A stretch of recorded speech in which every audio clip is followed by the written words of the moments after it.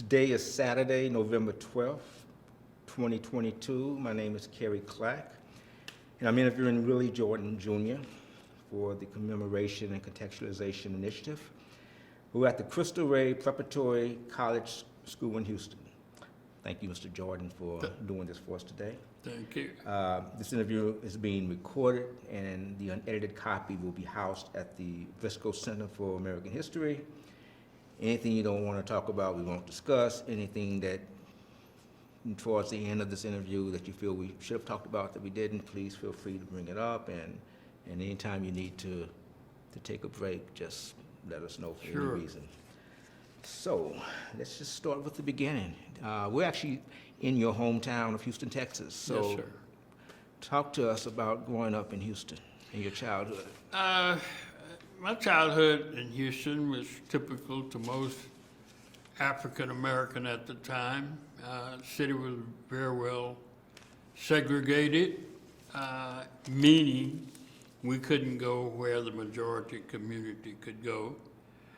We couldn't spend our money basically where the majority community could spend their money. But for the most of all, the majority community ended up with all our dollars. Our dollars never ended up back into our communities. And that was a little disheartening to me, even though being young, I didn't understand it, but I didn't think I could do anything about it. But basically, I grew up in Houston on the northwest side. We called it Harder Street, but it was Ryan Addition.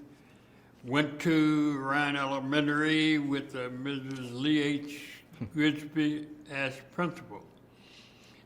She was a no-nonsense lady, but she cared for us as if we were her own. During the elementary school, one event was the Texas City disaster. We were in class one morning about 9 o'clock, and all of a sudden in the old wooden barracks we had school in, the building started to shake. Well, that was a tremendous blast. We thought maybe the Japanese had bombed our neighborhood.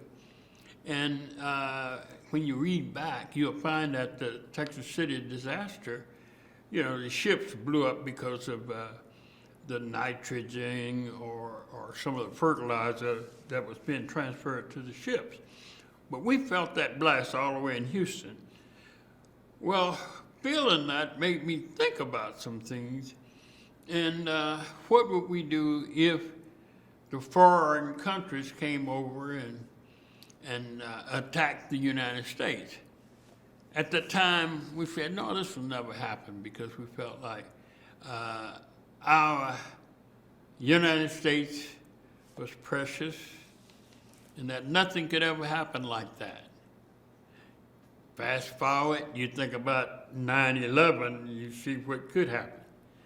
But I'll go back to having left elementary school, went to E.O. Smith School, which was Old Wheatley. They had built a new school over on Market Street called Wheatley High School, and that was around 51. Well, I went to the old Wheatley, and it didn't have a name. They named it E.O. Smith after a former educator in the area. Later on,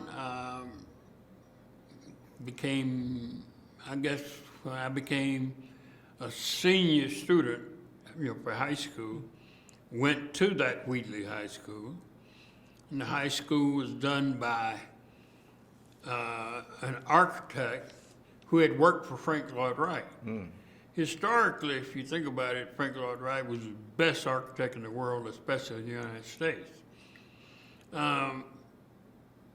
That name is significant because in my history, I ended up, after becoming an architect, designing the school that an architect built who didn't allow me to work for him.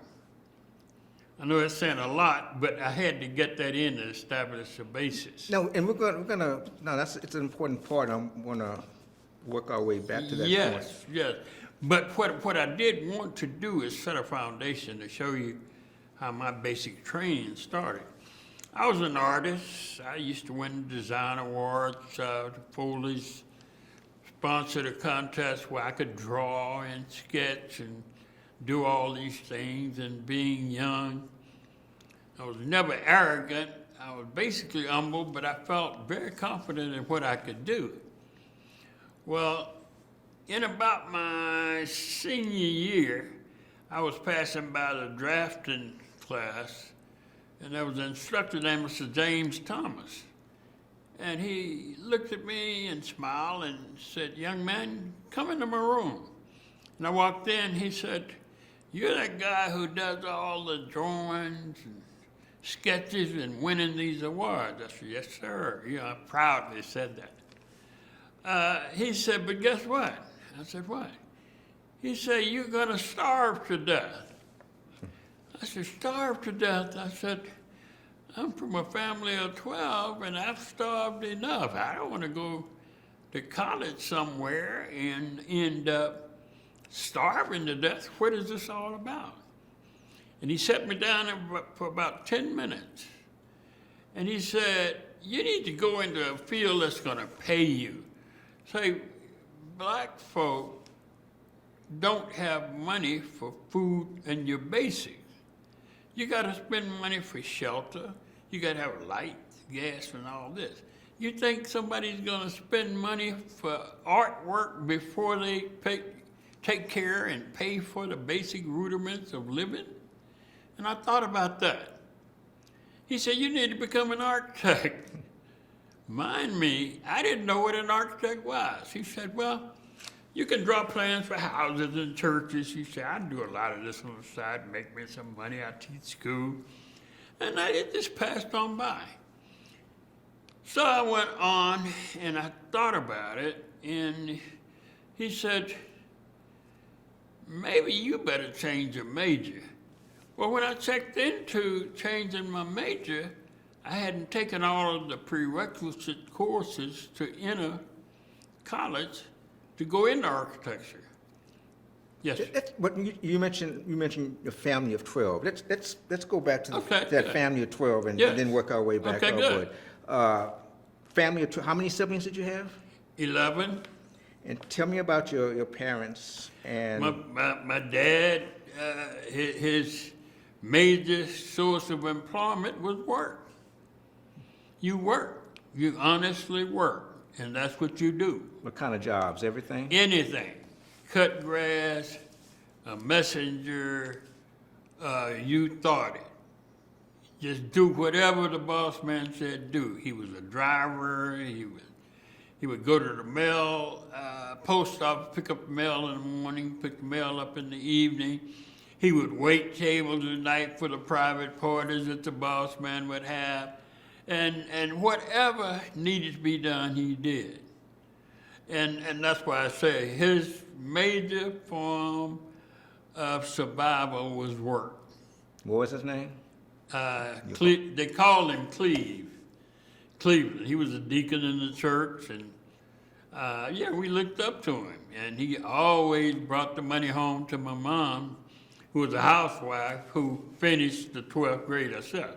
My dad only made the 9th grade. That's as far as he went. He was born in a little small country town up near Buffalo, Texas, named Doney, Texas. And they were from a family of 17. So it all ran in the family. And when you think about it, with 12, people say, how in the world could you come up with 12? Well, there was no television. You had trains running right by the railroad track that made noise, so there was nothing else for the mom and dad to do but to be prolific in producing kids. That's the best way I could put it. Where do you rank in the 12 children? In the I'm middle? number 2. Number 2? Yes. Was education stressed in your family? There was no option. You had to get a degree. You had to become educated to make honest living. That was a prerequisite for anything else. That and in the church. We lived in the church, morning, noon, and night, when we weren't working. I had a during my middle school years, I worked for L&L Grocery Supply. They were a neighborhood Italian grocer, and I would deliver groceries in a little delivery bike with the big basket on the front, the little wheel on the front. I'd had to deliver to the neighborhood, and of course you had some of the non-black kids try to run me in the ditch, steal the groceries, and if I let them have it, I'd have to pay for the groceries. So I found myself in quite a few scuffles protecting what I had to protect, because I couldn't afford to pay for the groceries if they came up missing. But I was able to be and finish as a salutatorian in high school. That's second in my class. I had great classmates, the Jazz Crusaders, Hubert Laws, Joe Sample. We had all of these gifted talents in my class that I was blessed to be around. Melvin Edwards is now a current artist who was that tough. He actually worked at one of the East Coast colleges, and just right now he has an exhibit at the University Art Center in Austin right now. And last Thursday night, he was one of 3 participants in an interview live at the University of Texas. But anyway, I was exposed to quite a few. But where did your talent come from? How old were you when you first realized that you had this talent for art, and do you know where you got it from? As long as I remember, but it had to be my mother, because she drew the plans for our house that we built, and she actually saved money from what my dad brought home and bought pieces of the lumber, which she had to figure out all of the pieces of lumber to have and the construction blocks and stored in a garage. And when she had enough material to maybe get about 75% of the way, then she would hire the contractor, which was Mr. Woods and Mr. Blanton, to just build it. And on Friday, she'd pay them, and they'd build and pay. But she drew the plans. But your mother yes. drew the plans yes. for your house? Yes. For our house for the 12 kids. So your mother was the first architect in the family? Really, when I look back. Where did she get that talent from? I don't know. I've looked around, and there are a lot of musicians in the family, and I don't know where that skill came from. How big was that house? That house was three bedroom house, living, dining room, kitchen, only 1 bathroom. So we had to schedule, the kids had to schedule going into the bathroom in the morning trying to get to school. And the same bathroom we used, our parents used. But one room was for the boys, 1 room for the girls, and 1 bedroom for my mother and father. You said that, of course, you grew up in segregated Houston, and growing up, you didn't quite understand what that was about. No. About how old were you when you began to understand why things were the way they were? As I was working at L&L Grocery, I saw the disparity of how the black people would come in and have to sign on the books to get credit to get the groceries that I deliver, and then they'd pay on the weekend. And then I started seeing certain things happening that was favorable for the whites that were not favorable to the blacks. And so it started then. We were living in a mixed community. We had Latin Americans, we had Italians, we had blacks and all. And if somebody died in a community, then you find the wakes that they had at your house. They were all integrated because the people in the neighborhood were mixed, so they ended up coming by the wakes because the funeral home would bring the bodies to the house and set up at your house. And I thought that was normal, but you know, as I got older, I saw that was kind of a little different. When you say that in your family that there was no option that you had to get an education, Oh, there so was no option. so that included beyond high school? Oh, forever. Okay.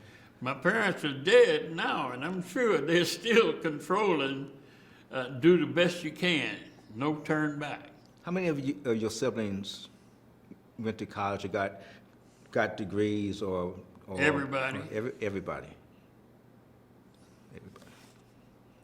Yeah, I think, and out of that, there's one that recently deceased, Wilma Jean Flowers, is what I probably had, I guess I didn't disremember using a term that one of our baseball players used, disremembered. She died a year ago, and I had to go out to see if the funeral home had put the plaque up yet, and I just did that yesterday, and the plaque wasn't up. So that's probably why I omitted her from even my thoughts, because she had been occupying my thoughts. But she went to U of H. What experiences, whether in your household or in your neighborhood, shaped you for good or for bad? Well, Stories. I'll say this. I don't want you to think I was a bad guy, but this mark right here is a hammer that was thrown by my brother, and I had to go to the hospital for that. Right here, a baseball bat was accidentally slung, and it hit here and split all this open. Back here, I have a piece of glass that was shot from a slingshot in the back of my neck. No, but our neighborhood was one where we were very mischievous. We were good guys and good young ladies, but we just got into things in the neighborhood, and we didn't consider them criminal or anything. We'd just be out there playing basketball. Our house, we'd build the basketball goals. I would cut the fan-shaped backboards, build it, and we'd have some heck of times out there. Our school, Wheatley High School, probably had some of the longest basketball game rankings that you can ever remember out of Houston. If you historically go back and check, we may have won 7, 8 straight state championships. So we were competitive. So what I got was being mischievous with the hammer, messing with my brother when he didn't want to be bothered. Or I was sitting up watching big boys play big baseball, which I shouldn't have been there. And the guy, DJ Archer, let the bat go. You know, it was accidentally, it hit me and I had to go to the hospital and all that. So we were just in the middle of being ourselves. Our parent would let us be ourselves. We couldn't get too far out of sight out of them, but they didn't baby us because they knew we were going to be meeting all kinds of obstacles out into this world. Did your parents talk about race, about racism? They never talked about it. Never talked about it. Looking back, why do you think that is, that they never talked about it, even though you're living in it? Because they came under a system, they were reared under a system that you respected the segregated laws, and you just took it for granted that you didn't go here, you didn't use these bathrooms and all. Or if we were going somewhere, they would say, use the bathroom before you go. And then when you get there, don't ask for anything, don't drink water. out of the drinking fountain anywhere you go. So they explained segregation to us like that because you couldn't get in trouble. So you graduated from high school in what year? 56. 56. So by the time you graduated from high school, certain things have already happened in this country that's leading to the civil rights movement. Well, that's interesting you ask because that's a moment that was kind of changing. Remember now, when you talk about Brown versus Board of Education, that occurred around 54, okay, when the legal system took over.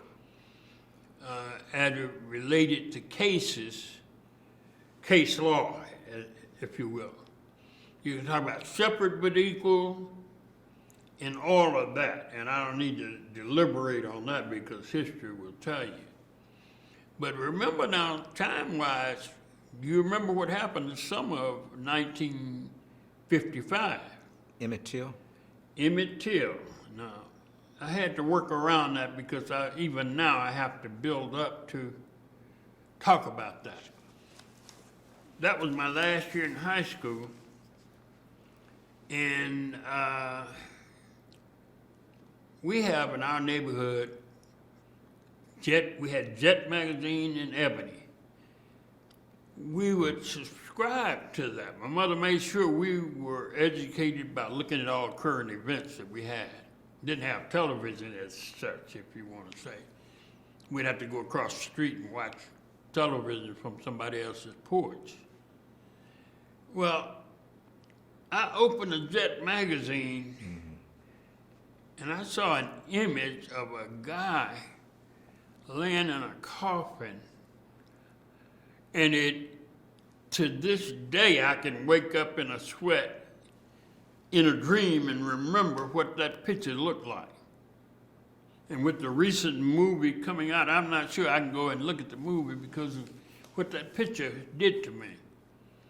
And it told me that people were cruel and evil and to do somebody like that, somebody that's 15 years old. Now, that was the event that really did grasp me in my heart. That image. Anyway, fast forward, 56, I graduated midterm in January. January was kind of mid-year. All of the scholarships were being given in June. So this you may not believe, but I sort of graduated twice. Graduated second of my class in January, but some of my counselors who cared about us dearly said, if you re-enlist in school, and I'm using the term enlist because it's like the military, it was almost, you will re-enlist in high school. Go back to school, just take some courses, take some art courses, and take all these drafting courses and math courses that you should have taken. In the meantime, we're going to set your applications in motion to see if you can get in some of these schools, because it was late then. Because being from a family of 12, I already planned to go to the Air Force with another group out of Houston, some from Yates, some from Washington, you know, the way the recruiters did it. Well, they say if you stay in school, or re-enlist in school, graduate again, get these courses, we certify these courses, it'll make you eligible to try to get into school with architecture. If you do that, then we'll be trying on the other end to try to help you get a scholarship. Lo and behold, everything fell into place about getting a scholarship. I came up, graduated with the June class again, and I don't know quite how that happened, but it happened.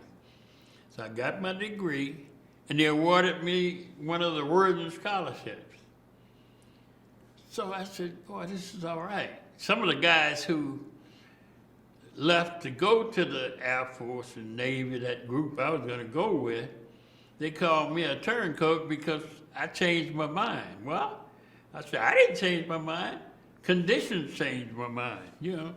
This is when opportunity, and I had to accept the opportunity. Before we get to just want Go to ahead. go back, because you were really compelling, and when you were talking, I mean, you're compelling for this whole interview, but when you were talking about Emmett Till. Emmett Till, First of all, did your parents ever discuss Brown versus Board of Education?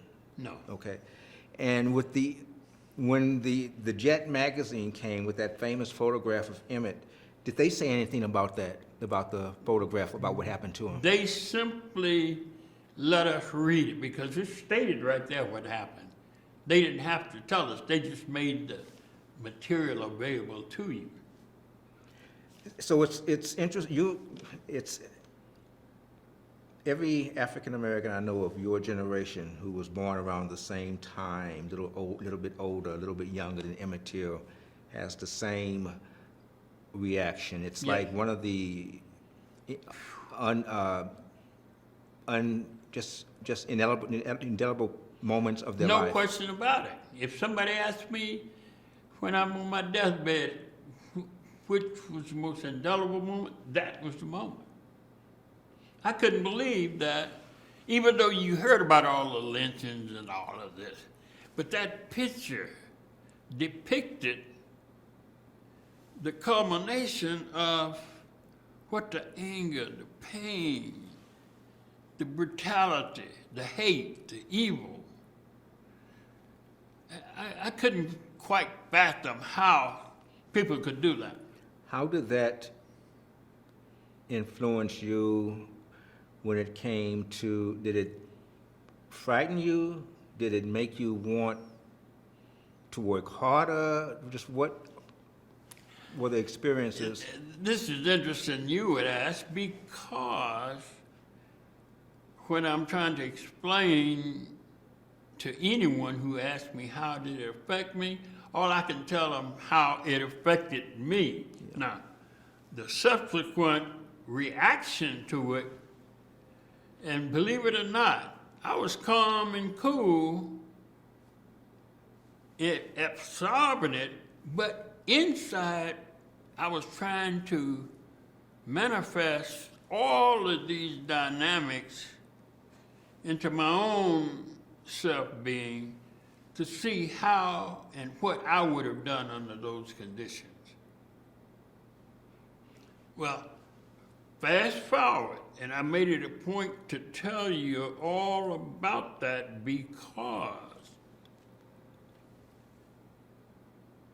in being accepted to the University of Texas in the fall, not fall, in May, June of '56. That meant I only had about 2 or 3 months to get accepted to go.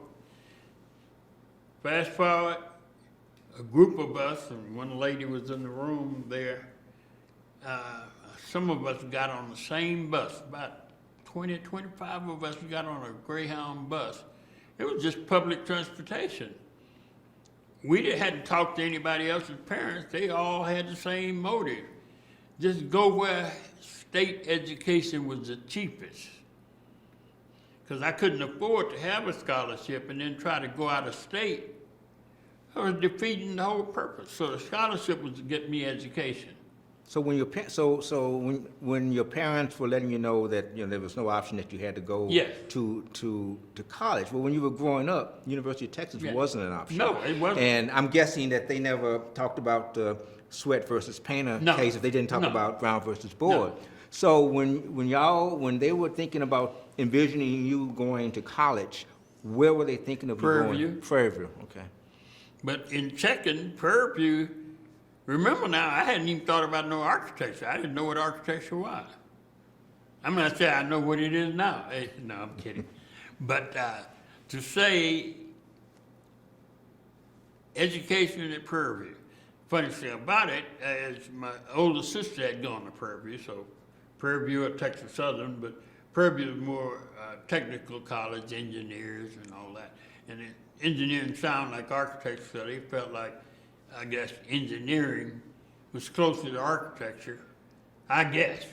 I can't even say what happened.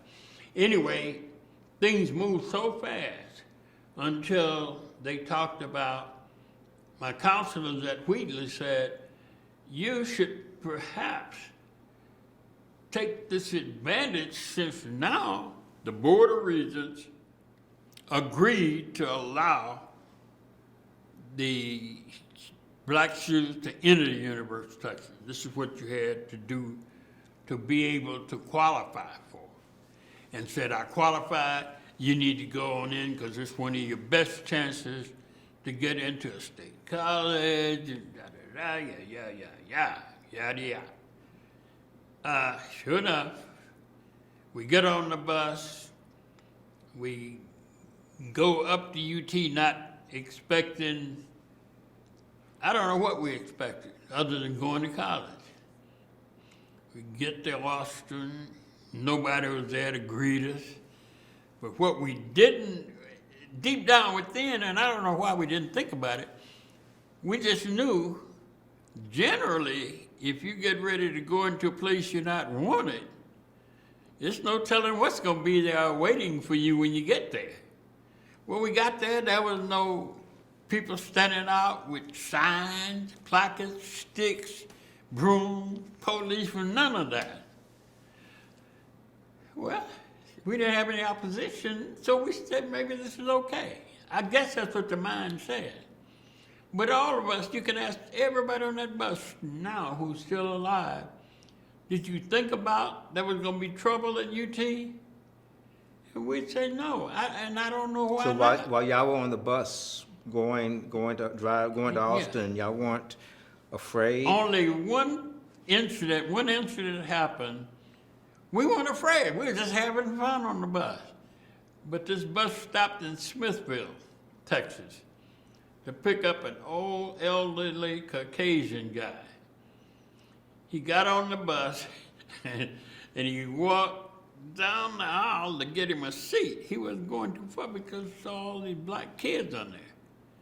Well, there was a couple from Yates High School, Donald Hill. He ended up being a TSU law professor.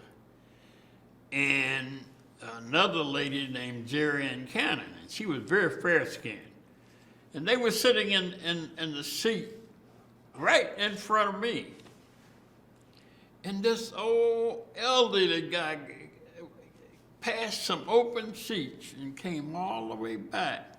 And when he saw Jerry Ann and Donald sitting together, and Donald had his arm around her, the guy just stood there, held that rail, and looked at both of them, and just looked. He was startled.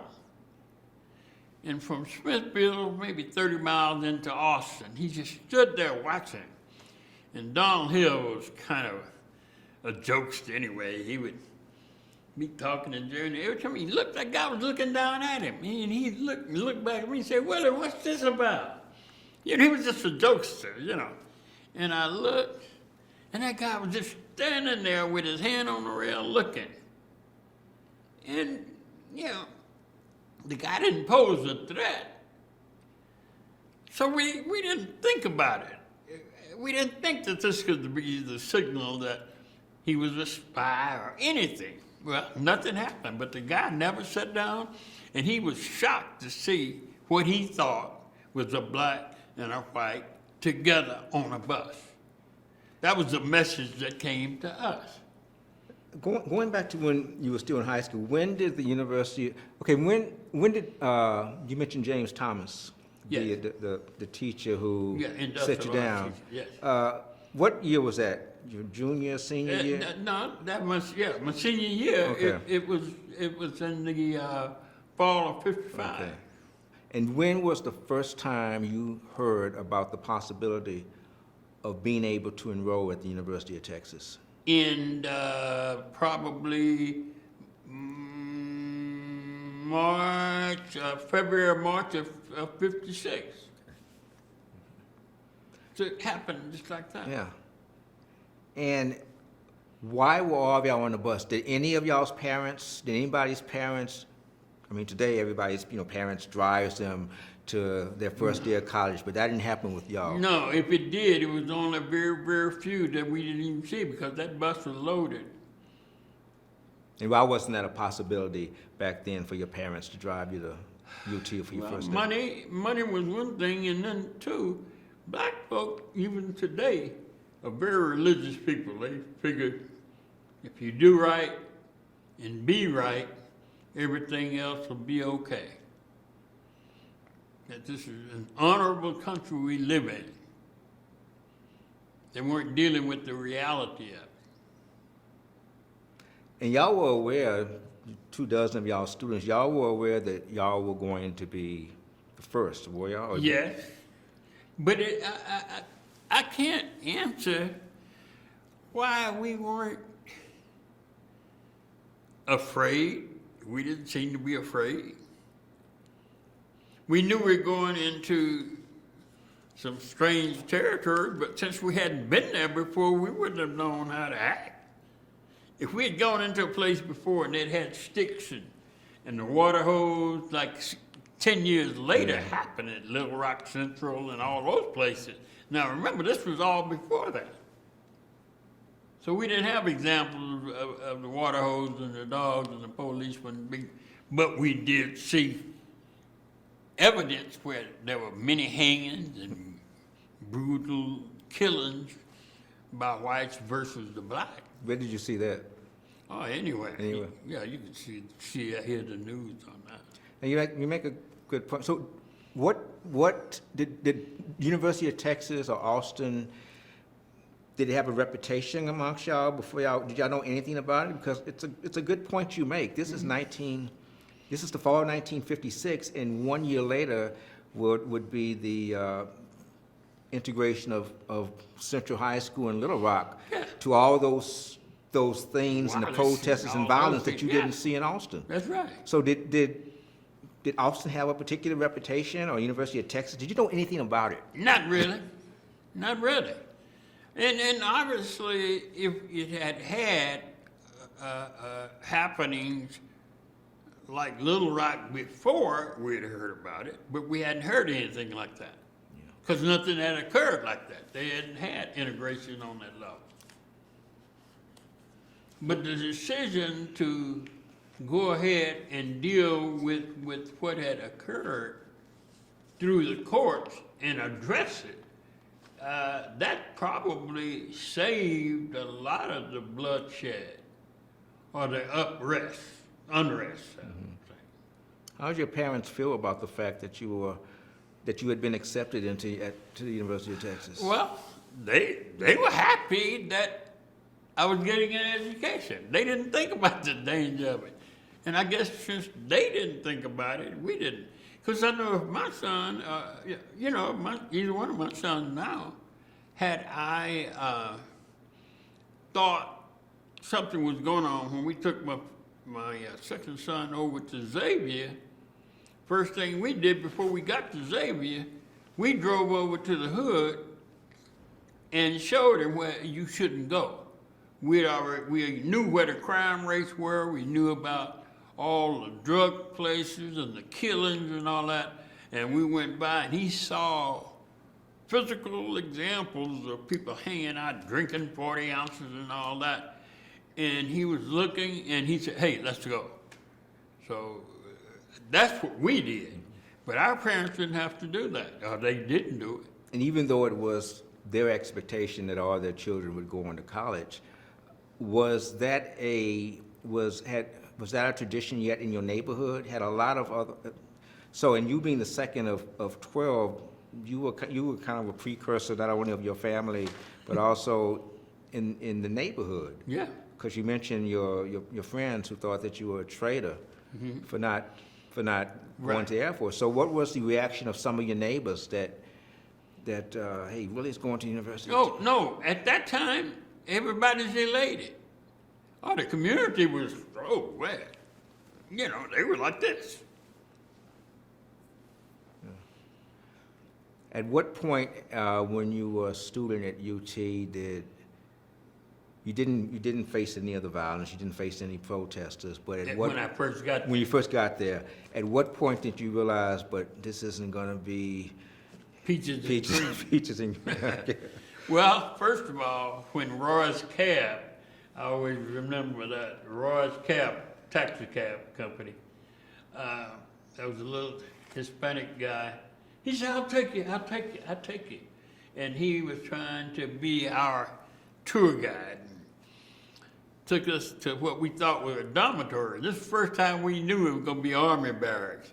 We rolled up and there was some old, dilapidated Army barracks that you probably saw out there at Fort Sam Houston or somewhere. But even in Sam Houston, they were all painted up, fixed up. These were painted, but man, the floor, if you walked on that floor without house shoes on, you get splinters in your feet. No, it was that kind of thing, you know.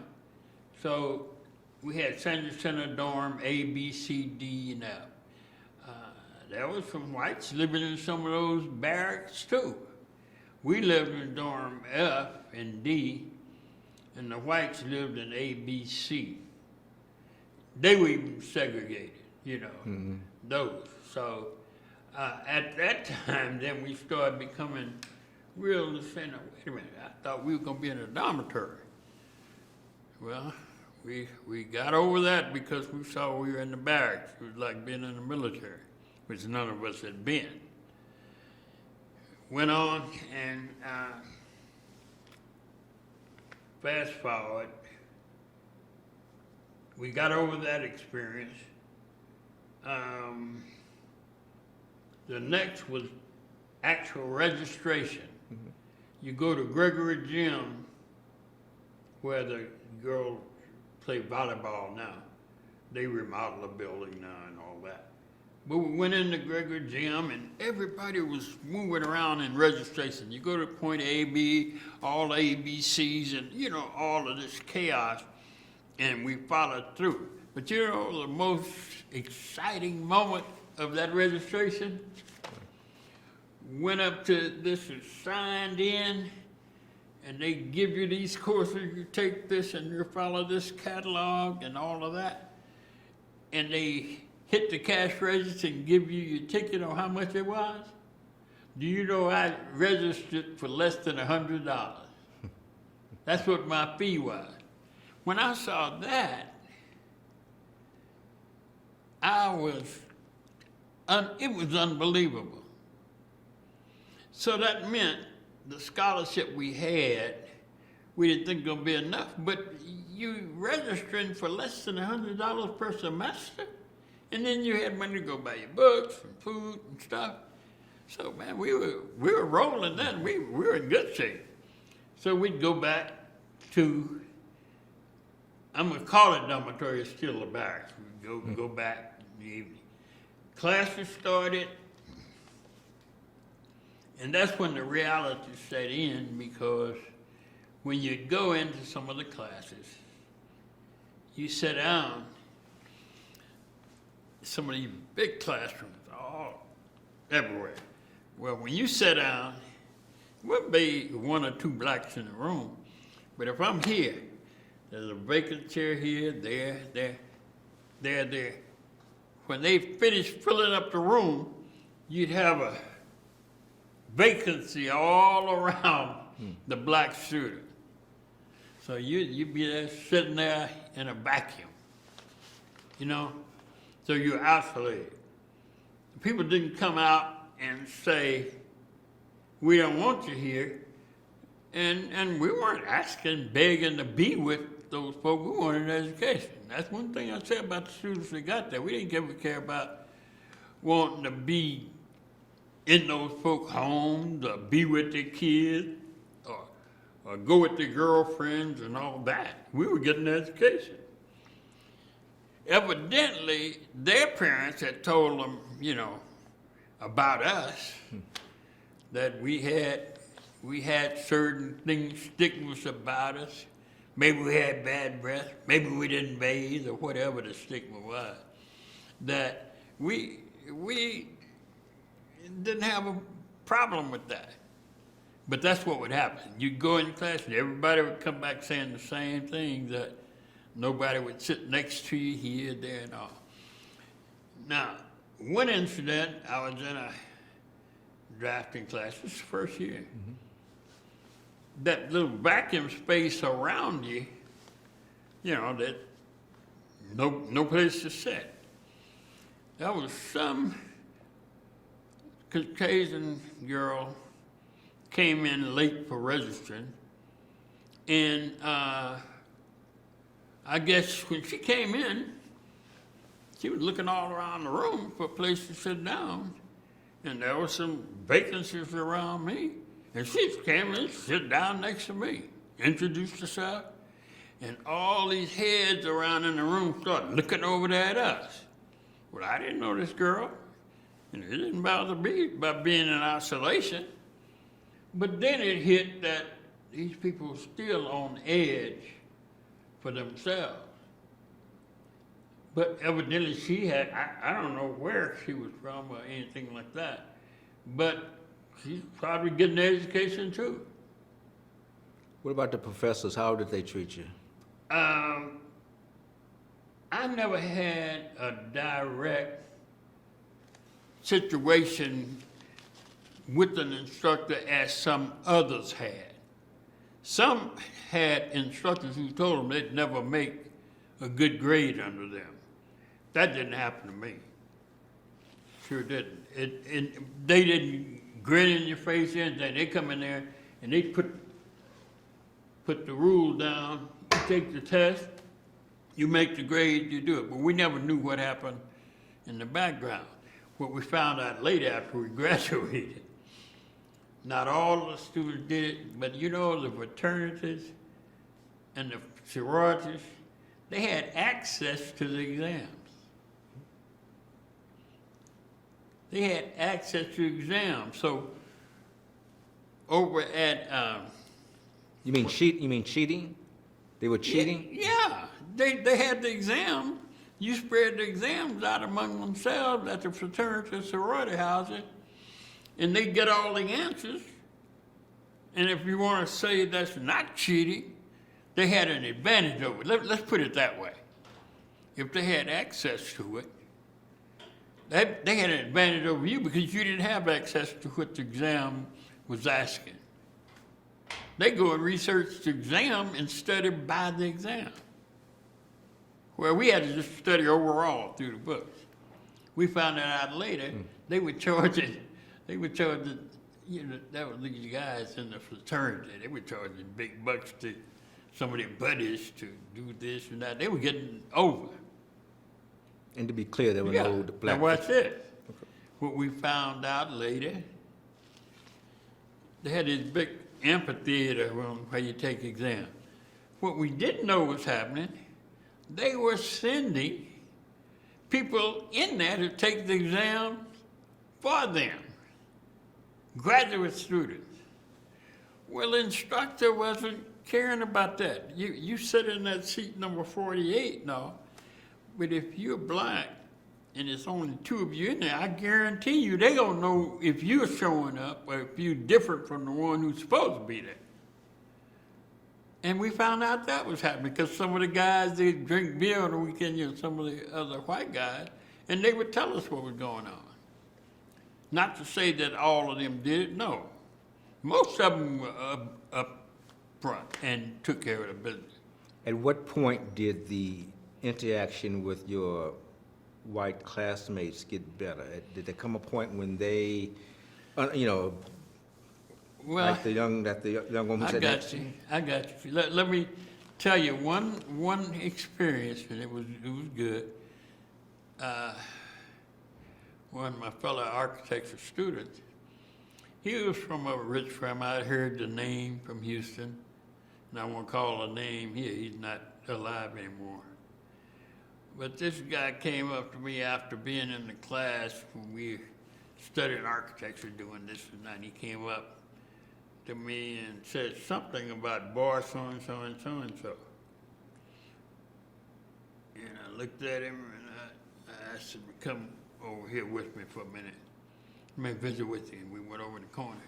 And I whispered to him and said, look, you know my name, but as long as you and I are in this class, don't you ever call me boy again. And if you can't call me by my name, don't call me anything. Don't even speak. And I just turned and left. Next day he came up and said, hey, I need to visit with you. Let's go over here to the Chuck Wagon. That was at the student union right across from the architecture building. So let's go and have a cup of coffee. We established a friendship that when we opened our own office, he drove up in a black Ferrari. He was one of the first ones there. We were friends, but it turned out he became better friends with one of my partners, Lee McCown, because they had done some work together, but we broke the ice. But he confessed. He said he was from a conservative background. He told the whole history of his family and all that, and say, so I didn't mean nothing by it, but he was an upstanding guy, good architect, and I give him respect. He's not here, but I still give him a lot of respect. Did the living conditions get better? Living conditions got to where after I left, you can ask some of the other folks, it got better for them. We still stayed in the barracks. Or when we got maybe third, fourth year, fifth year, we were living off campus. That was like just any other student, you go get you an apartment somewhere. Yeah. Did you work while you were in college? Yeah, I stayed during the holidays and worked down at the post office. During the Christmas break when all the Christmas cards and all be going out, I'd do that and make some money. And then there were other times I would, when Governor Conley was there, he was out at the country club. Some of my other friends, black friends who worked out there, got me a job out there. But see, all of this was with me being maybe 110 pounds, and all these other guys, they were big, so it was hard for me to get the kind of job waiting tables, carrying those trays, and doing this. But yes, I did work, and a lot of them saw me hustling, while I was in college. Did y'all, being the first black undergraduates there, did you feel a pressure that many first often feel, that if you don't succeed, they may not give others like me a chance? Yeah. Well, let me tell you, they had, now mind you, UT had a system, they would weed out. I mean, they didn't care about what color you were. They had something we called it SCO-PRO, Scholastic Probation. And let me tell you, scholastic probation, and we call it SCO-PRO, quote, everybody knew about that, whether you fell prey to it or not. And most of us got on SCO-PRO at some time or another. Some of us got on it more than others, you see. Yeah. So they didn't have to go out of their way, because they had a system set up where if you didn't get to work, you wouldn't make it. But what I'm saying is the majority had systems in place where they could get examined and get prior information to study from that we didn't have access to. That's the only thing I say. Feel like architecture, be honest about it, that hammer was so heavy on the students in architecture, it didn't matter what color you were, because architecture is kind of something that's arbitrary. You see, 2 and 2 in math equal 4. 2 and 2 in architecture may be 10, maybe a -2. It's just whatever those critics are giving you. And it took a while. It took about 2 years for me to get accustomed to the language they spoke, some of the ways of doing, and usually people who got through that, you had to pay a dear price in your other courses to really study architecture and figure out what's going on. So some of your other courses where you could have made A's in, you probably were making D's and C's in, because you put more time in this. And we were up mostly all night a lot of times doing those physical models, cutting boards. And see, you could do all of these boards, beautiful renderings and all, put up there and go to the jury room. And after they come back with a verdict, you might have an F sitting up there. And once you only had 2 or 3 projects per semester, and if you flunk one of those bad, you're gonna flunk the whole course, because you can't make up that grade. You know, as you're describing all this, I keep going back to your mother. So what did your parents think of you wanting to be an architect? But especially, what did your mother, did your mother make any connection between what she had done in designing the house to what you were doing? She never said it. That's amazing. Well, you have to think about this now. She's a housewife. Yeah. 12 kids. What time would she have? If she gave each one of us 15 minutes a day, she wouldn't have time to wash, cook, or anything. So and if you ask me how they did it, I don't know. If you ask me if I could do it, I'm gonna say no. What my dad and mother did, how they did it, all I can tell you is they did it. Yeah. And they had to be of a special mindset. How did the black community in Austin treat y'all? Okay, this is real interesting. Some of the blacks, and you'll be interested in hearing this. When we first got there, the black community, the organizations that knew students were coming in, this is the first time, they knew more about this than we did. They would maybe give a little house party for some students on campus to have a place to go. And we thought they were just being hospitable, you know? Well, one night we were over at one of the AK's house, you know, one of the senior citizens' house, and they were providing us for us, and we got ready to leave to kind of walk back to campus, and we looked, and there were a lot of East Austin thugs had accused us of wanting to come in and take over their girlfriend. So they were gonna beat us up. So Andrew Jefferson, who ended up in San Antonio as a district judge, he had a 1946 Plymouth, looking like an untouchable Plymouth, and a Dr. Marion Ford, who was in class there. Man, we saw that, we said, oh God, man, this is trouble here. This is the black community now. We called them and they came and rescued us, and all of us piled out, loaded into the 46 Plymouth 4-door, and jumped on the running boards and all this and took off, you know, like we were making a getaway, and those guys were throwing rocks and everything. So that's how part of the black community perceived us. David Ransom, who's now deceased, he and a guy named Jerry Bonner gonna go to the east side and go over to where some of the youngsters hang out near Houston-Tillotson. They hadn't been gone 20 minutes when Jerry come running back, clothes pulled off the side, blood all on his shirt. And we said, where's David? He's at the hospital. They'd hit him in the head with a brick, you know, beat him up. So the story as it's told, they would tell us, you're those little smart black guys. You didn't want to come to our school over here. Y'all too good for us. You get over at UT and thought they like you. They don't give a darn about you. Now you see they don't care about you. Now you're going to turn your back and come back to where we are. Get your butt back over there. So we were in between. We didn't have no place to go. So we were in one of those situations. And so we had a number of incidents like that.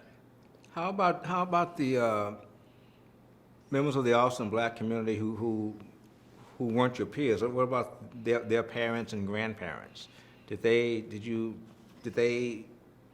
offer any hospitality to Oh, y'all? yeah, that's what I'm saying. They were trying to, but they couldn't protect your every move. Okay. You had to go get your hair cut and all that. They were Yeah. going to babysit you all the way.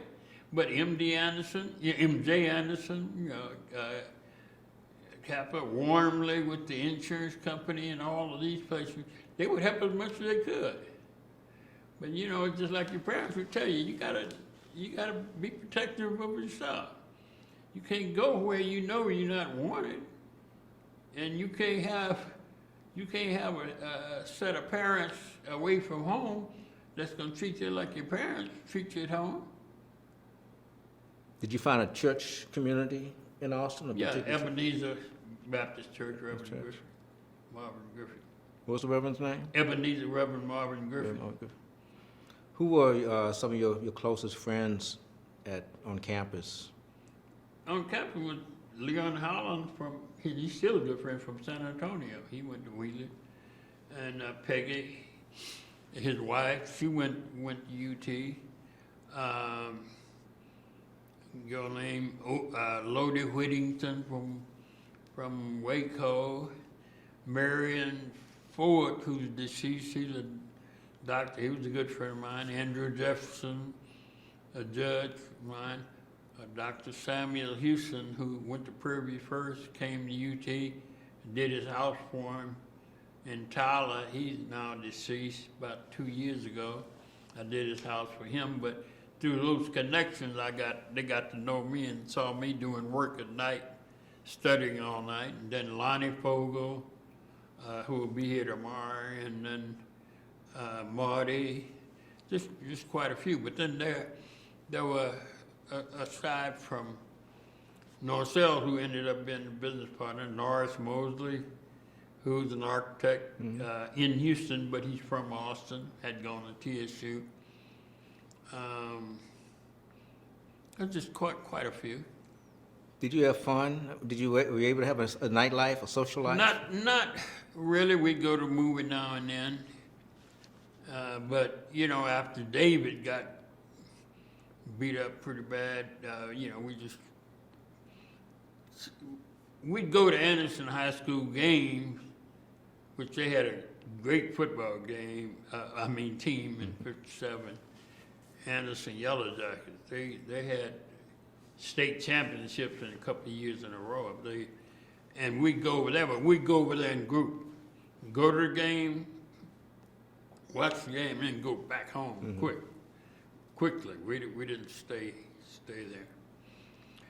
One incident that I keep, and I tell this story, it's one of the other story. We couldn't eat off campus, you know. They wouldn't serve us off campus. Couldn't go to movies off campus. So we go to varsity cafeteria, we go to the tea house, we go to the truck wagon there at Stewart Union. But one day we were coming out of varsity cafeteria, and it was the day after the Longhorns had been, let's see, how did that work? They had just named All-Americans the day before. And if you know anything about Texas football, it had some Talbot brothers out of Texas City. It wasn't Darren, because Darren was Earl Campbell, but it was either Charles or the other one. I can't think of the other name. And it's not him. I want to make this perfectly clear. It wasn't a Talbot himself, but he was a captain, and he made All-American the day before.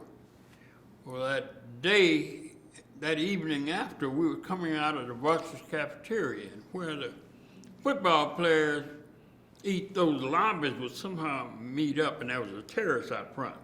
We'd come out of the varsity cafeteria and start walking down, and there were all these football players here.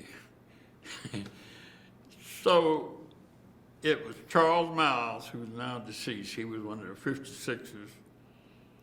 Fred Alexander, who lives in Dallas now. and myself. We were coming out.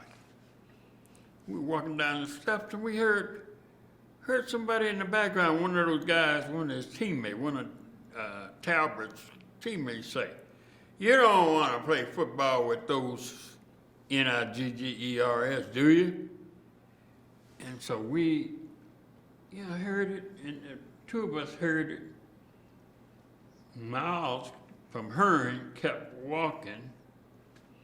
I walked slower, and Fred Alexander was moving forward to the sidewalk where we go down by Waller Creek to go back to Santa Center. Then I guess the guys hadn't acknowledged us or hadn't antagonized us enough to get a response. They said it again. And it may have been 7 or 8 of them out there. And this time, when he said the second time, I happened to look back and I saw Talbert.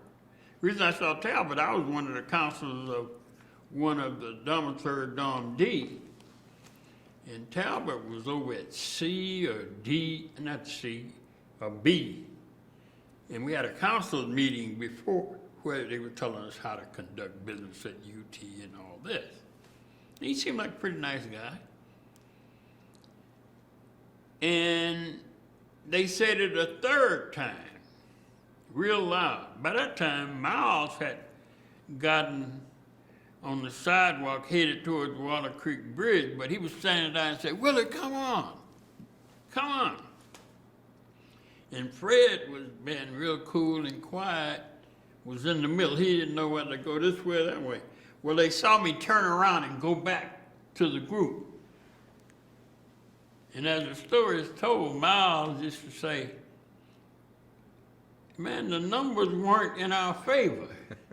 So you were stupid to go back there. And I said, "Well, man, I don't know what happened. I just couldn't take it." So I walked back up there and went straight to Talbert and said, "I'm approaching you because you're supposed to be the leader of your team, captain of the team. And you made All-American yesterday, but you ain't SHIT. I'm sorry to say that. I said that because you're not handling your people. You're not taking care of your business." You could hear a pin drop. Now, mind you, all these football players, 220, 30, 40 pounds, and I'm weighing 115. And my two guys died in and turned their back on me, and I didn't realize, I don't know what got into me. And I told them that, and Talbert, with respect to him, he never said anything, but that's what I was on him about. He should have said something. So when I turned and I saw Miles going across the bridge, about to get to moving, and Fred was moving that way, I said, "Oof, I'm in trouble." I started to move real cool, like I'm in Fifth Ward, like I got something for you. But when I got down to the bridge, man, I did that. But that was the incident that, to this day, I don't know why I did it, other than it really struck me so bad that the captain didn't take care of those football players. And I guess the football players, since Talbot just was cool, they followed his coolness and didn't do anything. Because that could have been a problem. I could not have been here today. But that's one story I think about, and I have to admit that I probably overreacted, but I had taken just as much as I could take, and there's no way to explain it other than your conviction, an honorable way of expressing yourself. But like I say, the better part of valor is discretion. Were there other times, maybe not in that so dangerous a manner, that you ever feel the need to call someone out on campus for the way they were acting, be it a professor? Other than those two times. Those 2 times. The one I told you, he called me a boy, and then that particular time. I participated in the Kensaw, and sit-in, a group of us. Yeah, you couldn't even go over to the girls' dorm, even though we didn't have blacks living in there, but then the girls was just getting mad about that too. So we heard they were gonna go and march, and then the guys felt like we need to march with them. And I was a part of that group. We went on and sat in Kensaw and said it'd be a peaceful demonstration. Where was it you sat in at? Kensaw. Okay. And how long was the sit-in? It lasted about 20 minutes before the campus police came, and they didn't come in with sticks drawn and none of that. They said, y'all need to go, and we all got up peacefully and moved out. We just wanted to make a statement. Did you ever do anything like that again? Did y'all ever? We had sit-in, not in Kinsolving, but the strangest part of what the results of Kinsolving, do you realize what happened as a result of that? Every black who was registered at the University of Texas was sent a letter, and the dean had put them on social probation, whether you were in that sit-in or not.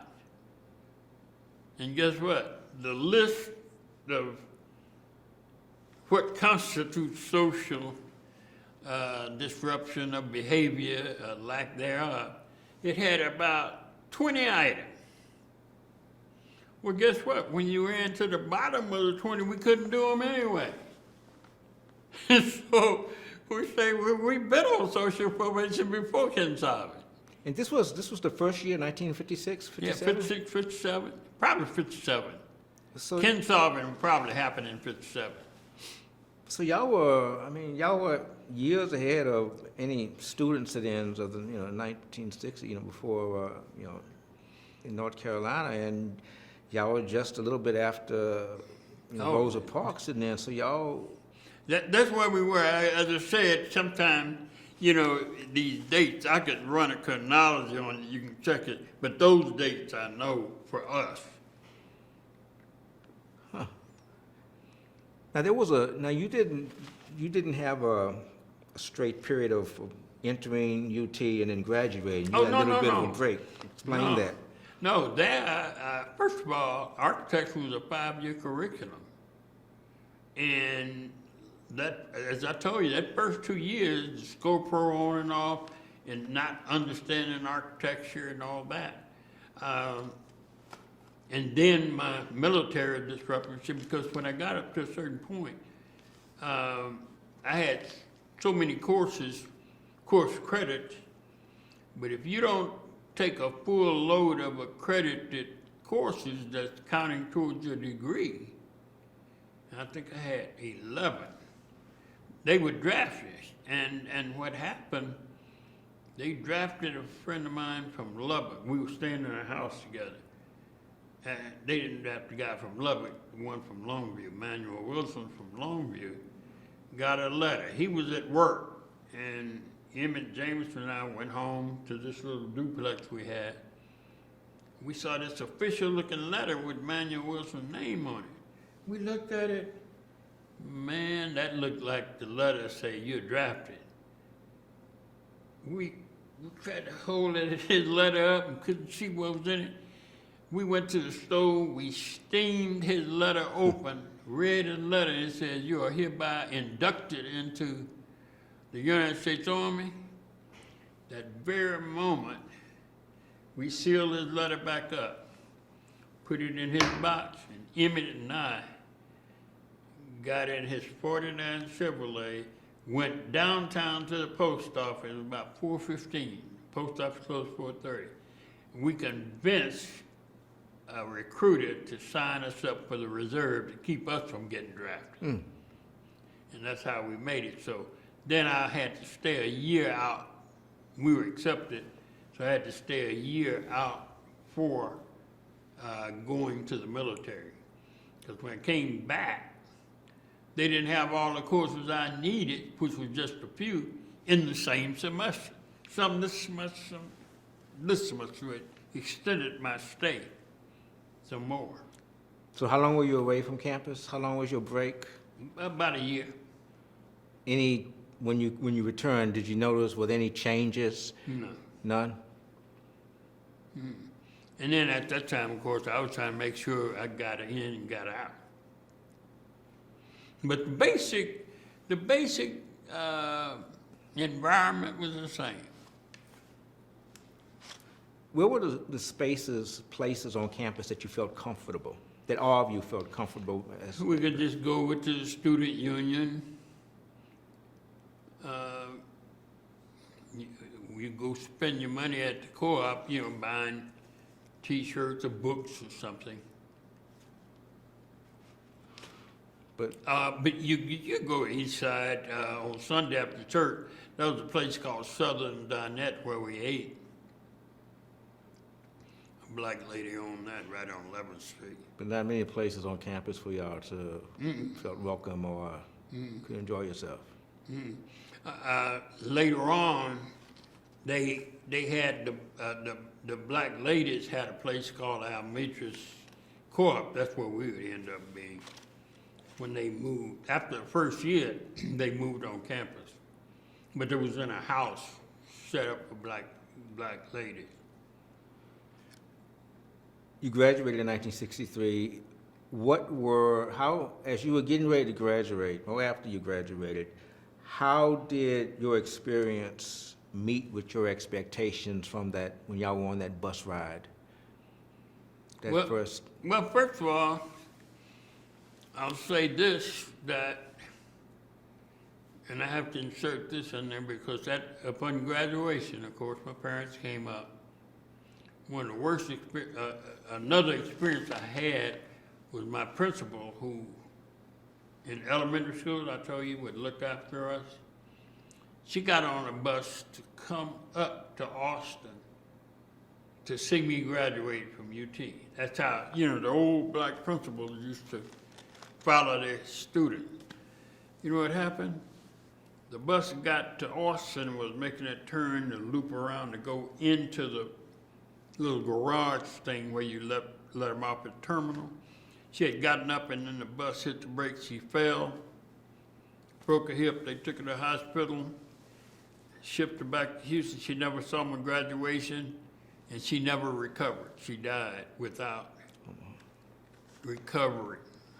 What was her name? Lee Hankins Grigsby, Grigsby. Why? Yeah.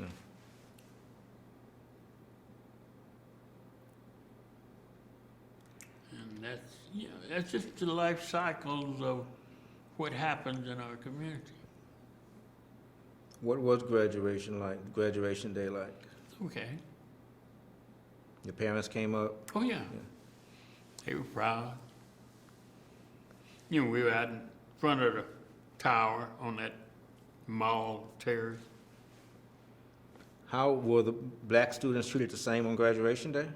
Were black students treated, black graduates Well, treated the so same? many people, it was a different experience. It was just, look, everybody's there later. They didn't have time to hate or nothing. They just wanted to get the kids out of there. Those white parents were so happy to get them. So what happens after graduation? What do you do? Well, you got your degree? Well, right after graduation, of course, we still had a day or so of class.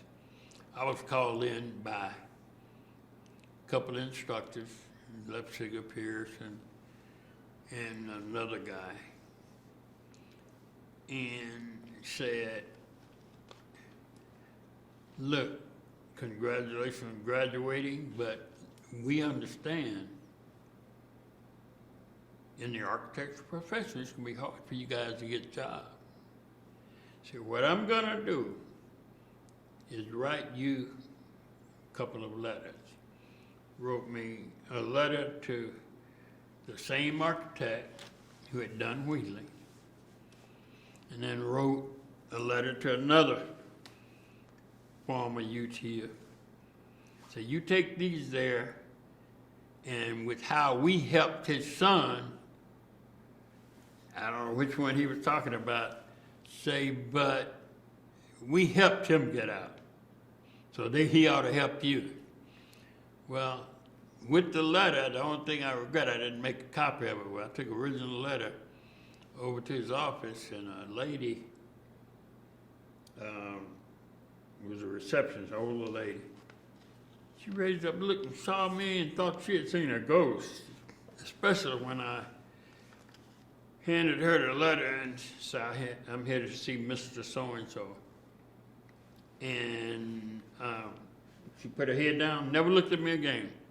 Went back in the back, gave the letter to the guy, and it was about 15 minutes. He finally came back, and he came out. She never looked at me again. She didn't say he was coming or not. And he said, "Look, we can't hire you, but I've called John Chase, and he's going to see you." That was a black guy, you know. And that's how I got my first job. In 1963? This was, yeah. 1963. I'm thinking back on that bus going to Austin of about 24 of y'all. How many of y'all, I don't know if you know this or not, how many of y'all on that bus actually finished and graduated from UT? This is what I'm going to tell you. I would say, I wouldn't be surprised to tell you it was about, I'd say about a third. But the other 2/3, some transferred. Mm-hmm. We had some guys transfer to Howard, Hampton, I.G. Laker finished. Well, he left after the first year and went to Hampton because he said he couldn't deal with this. He didn't want to be a pass finder, wayfinder and all that. Did you feel that the education you got in segregated schools in Houston at Wheatley had prepared you for the curriculum at UT? I would say Wheatley did an excellent job in preparing us for the big show, the big stage, okay? Now, obviously, our school didn't have the support system that the white schools had, like Bel Air and Lamar and all those. Yeah, I wouldn't play down. We had a good background. In fact, we have students who went ahead and made it. We got a young lady who was on the bus, Jenny Franklin, the playwright in New York right now, and the lady who was in that room, I think they lived in the same house together. But there were several who graduated. But then there was another guy from Yates who said, if I ever get my degree, I'll never go back. And he hadn't, Garfield Clark. He hadn't gone back. I haven't even seen him because he didn't want no parts of UT after he got his degree. At first, when we graduated, most of us didn't want to go back. You know, saying, we just didn't want to go back. But over time, well, when you look at just the overall experience where the white kids had advantages to do certain things and all, and what they had as qualifying. If you finish from UT and you got your credential from UT, they do the hook 'em horn stuff and give you a job in preference over others. My first job after Chase, I was hired by an Aggie. And we used to dog the Aggies out. But when you get down to reality, it's what's in the deliverable.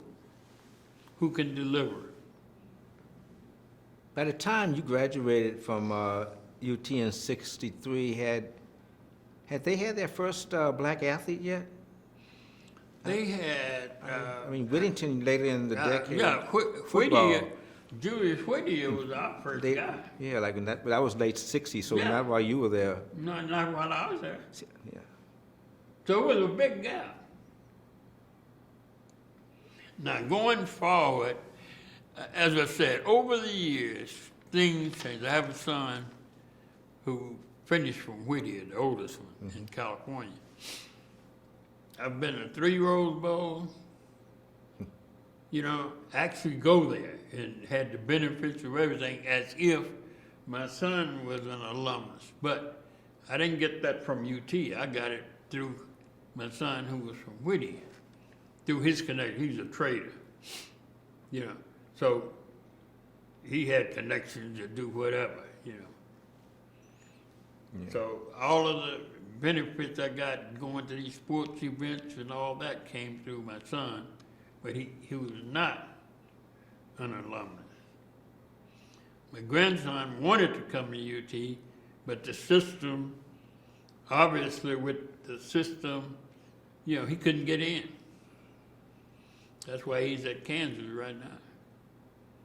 You became one of the most prominent African-American architects in Houston and Texas. I mean, and let's even just take the ethnic qualifier out, just a very successful architect. What are 2 or 3 of the accomplishments you're most proud of in your profession? Well, as I would say, being able to form a black-owned company who not only made us a living, you know, for me and my family and my partner's families and all, but it allowed our company to hire young blacks trying to become architects. That was my proudest moment, that we were able to do that, and we hired quite a few. There are quite a few registered black architects, black architects today, because they came through JM with Haywood, myself, and Lee McCowan, a Howard graduate. And that's number one. The other thing is, you know, I was able to go back and design Wheatley High School. And the high school was designed by the guy who didn't hire me when I got out. Was able to do Dogan Elementary School, George R. Brown Convention Center, the Hester House through L. Franco Lee, the late county commissioner. Several buildings out in Acres Home Multi-Service Center, Acres Home Library. North Side with Mickey Leland, Casby Garden Multi-Service Center, East Side Multi-Service Center, the East Side Multi-Service Center in San Antonio, the Carver in San Antonio, Reverend Rector's Church, Reverend James Church, Second Baptist, Antioch, one in Dallas, Antioch, the S.H. James. So I'm happy. I've had basically good professional life. It's an incredible list, but the one that really stands out Would be the Wheatley High School. Yeah, I mean that's that proverbial circle. Yes. Yes. That's where you. The way all of the nuances, that would have to be the one that grabbed my heart. Did you think of Mr. Thomas while you were? Oh yeah. Yeah. Yes, because had I not listened to him, no telling where I would have been. Probably been in the Air Force. And then no telling what would have happened then. You think you would have made a career of the Air Force? Not necessarily. I would have come back and gone to college. I think my parents would have seen to that, but I don't know what I would have been in. I probably would have gone to TSU and got in art class under Dr. Biggers. When was the first time after graduation did you return to the campus itself? Maybe a year afterwards. Yeah. And that was just to meet some of the old classmates. How often do you go back now? I'd say maybe twice a year. What does it feel like as you walk Well, on campus? it's different. It's different that I never thought I'd feel like that when I was there. Explain, elaborate on that. Yeah, the reason is because we didn't have all the after-hour activities on campus that would give you a reason to feel the alliance and allegiance to it. One thing I forgot to tell you, I don't know if you heard, but one of the conditions we faced that first year, UT had they may have won or tied one game, and that was with the A&M. Lost everything else with Ed Price, the coach. Well, they played Southern Cal with a guy named C.R. Roberts, who's a black guy. This was in 56. And C.R. put about 3 touchdowns on him real bad, and we were in the field, in the stands, around all the whites. And every time C.R. would make a TD, they would say, hey, look at that N-I-G-G-E-R run. Look at that N-I-G-G-E-R run. And that was the first shot. And all of us who were there first year, we had to go somewhere, so we went to that game. And we all have that same experience, man, how bad that was. So we started pulling for Southern Cal right there. And eventually we had C.R. Roberts, the guy who did it, at one of our functions sponsored by UT. So we've had a mission. We had a few moments that we would get, I won't say revenge, but we had a chance to sever the moment to say, hey, we remember when you did this, and now you're sucking it up. Yeah. So there was it sounds like it took some time for some of the, I don't know if pain is too strong a word, I don't know if bitterness is strong. It could be, it might not be. Yeah. But there's something, took some time for the hurt Oh, absolutely. to go away before you could start Right. going to campus and Yeah. maybe feeling good about Yeah. this is my alma mater. How it happened, we don't know. And I'll say that again, I don't know how it happened. It could just be time. Time, and it had to be maybe in the last few years, UT has made the effort to not necessarily solve all the misdeeds. And it may not be that, but at least they put steps forward to correct their actions, not go backwards, but just to make things right for now, for the kids coming in now. And that's about the best way I can see it. And by us observing that, it may have given us a little bit better heart to accept. Are you talking about, and maybe you're going beyond this, but I was just thinking of some of the things that happened, like after George Floyd with UT football players and the Eyes of Texas, the fight song.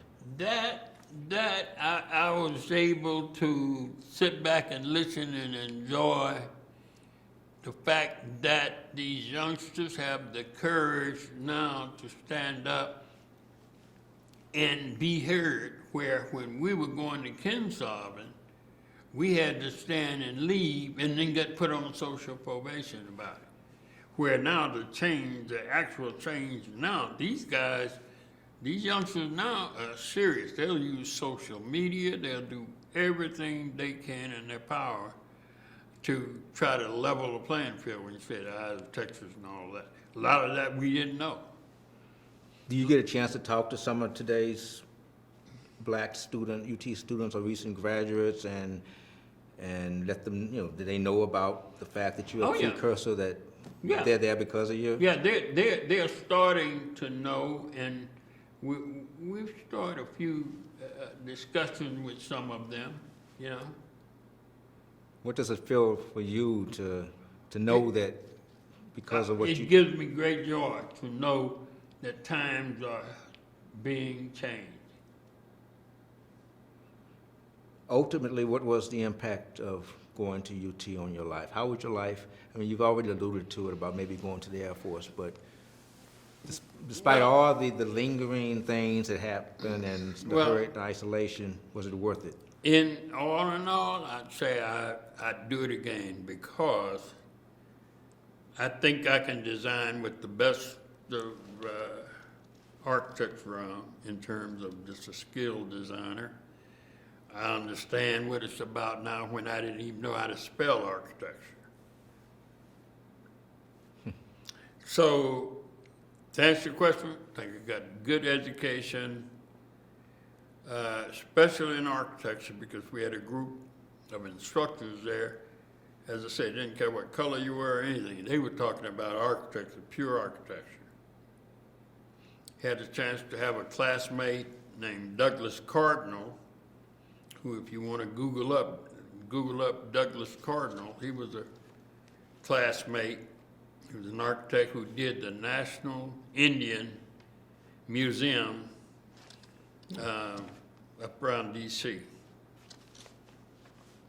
And we'd be in class together, but he was something else, you know, and it was just good to know him. We'd take a break from designing, and he had his family. He'd invite some of us over at lunch, and we'd just grab a dry sandwich and talk about architecture and all. You said working. I worked one summer for a guy named George Zappalak, who was an architect in Austin. And he and his wife both were architects. And out off of Lamar Boulevard, what's the name of the street? It backed up to Lamar, but there's a big, looked like about a 300-foot drop. And his lot was where you come down the hill, and the house is here. And some of his land went down here, but you had another 150-foot drop. And he was doing retainer walls. And I had to take a wheelbarrow with wet concrete in it and go down this hill and start running, and then where the retainer wall was supposed to go, I'd have to turn. If I didn't make that turn, I'd end up about 150 foot down. I'd turn and pour concrete. But the funniest thing, I made my best grades that semester working that hard. You know, pulling that concrete on those retainer walls they were doing. But he and his wife were architects for Fern Granger, and they were, you know, had built their own house, but they were doing the landscaping, retainer walls and so forth. But you meet a lot of good people around, had some good instructors. I mean, they didn't see about getting you a job afterwards. Their role was to teach you how to deal with architecture. And that, I have to say, they'd stand up against the best. In 2022, we still have many barriers to break, so there's still a lot of situations where young African Americans like yourself may be the first to do this, the first to do that, or go to this place. So what would you say to those in that position, similar to yours, but not quite because of the times, where they may feel isolated or afraid, and feel there are people who they can't confide in because of differences which still exist of race? And My advice to them would be to trust and believe in yourself, accept no negativity, and that's probably speaking in the negative, but what I'm saying is not to give up. In other words, overcome all obstacles. And a simple quote, there was an article written about me one time, and the subject was, "Against all odds." And this was based on a number of incidents happening. And that's what I do, is make a yardstick and set up a list of items. that you needed to overcome. Of course, there are basic things you got to remember. You know, you got to remember the 10 Commandments. You can't stray away from some of your basic moral guides. And then if you stick with those things, treat your neighbor as thyself, and just not stray from that front, you'll be okay. And think about the fact that you could be motivation for the future, because you're not going to be here all the time. I'm retired now, so somebody else had to take the baton and run. So the system in doing that, we hope we've left history and a yardstick for them to move forward with. Of course, we see every generation wants to, and I'm sure there was some in ours, didn't want to put in the work. You got to put in the work.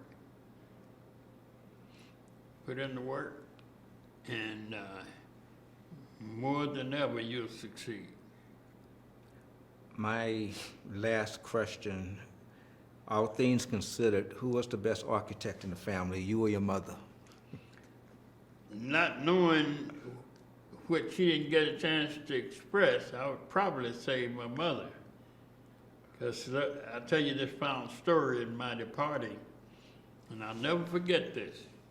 Our history instructor named Blake Alexander, he was clean. He'd wear a bow tie every day, and he was a historian. We were in the library one day, and the lights dimmed down, and he had all these slides of all these different buildings. And he would ask, "What building is this?" And we blurted out, this one, San Sofia, this Calatrava, this one going on. And it finally got to where, boom, a slide of a guy pops up. And the room was quiet. Say, "What's wrong with you guys? You don't know who this is?" Nobody knew, about 40 people in there. He says, "It's the world's greatest architect." We said, "Well, why don't we know?" He said he was the greatest architect, but he never built the building. We said, "Why?" "Because he never had a client." You know what I mean? He never had a client to build something to prove he was the greatest architect. So you can be the greatest architect here, but you got to produce and deliver. You got to birth the baby. If you don't birth the baby, what is there to talk about? Results. And I think that you can use in any profession in life. Willie Cleveland Jordan Jr., thank you so very much for your And your I time. appreciate telling the story. There are a lot of stories that we'll carry to our graves, but it may not be significant, because if you use all your time up absorbing what my stories are, you won't have time for your own stories. So leave room for your own stories and create the best. Thank you. Yeah, thank you very much.